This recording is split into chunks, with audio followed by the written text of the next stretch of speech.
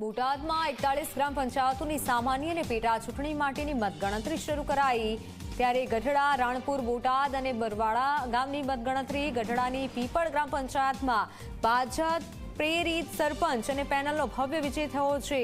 વિજેતા સરપંચ બચુભાઈ સોસલા અને તાલુકા ભાજપ પ્રમુખ દિલીપભાઈ ડાભીમાં ખુશી જોવા મળી છે। ભાજપ પ્રેરિત સરપંચના વિજયથી તાલુકા ભાજપ પ્રમુખને અપાર આનંદ તેઓમાં જોવા મળ્યો છે। ભાજપ પ્રમુખ દિલીપભાઈ ડાભીની આંખોમાં હર્ષના આંસુ દેખાયા હતા।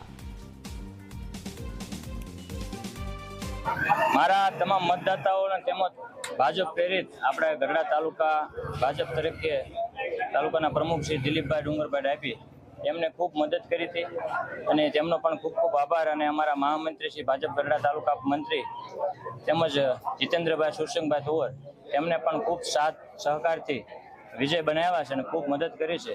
તે બદલ ગામના લોકોનો, પીપળ તતાણા તમામ મતદાતાઓનો ખૂબ ખૂબ આભાર, ખૂબ ખૂબ ધન્યવાદ।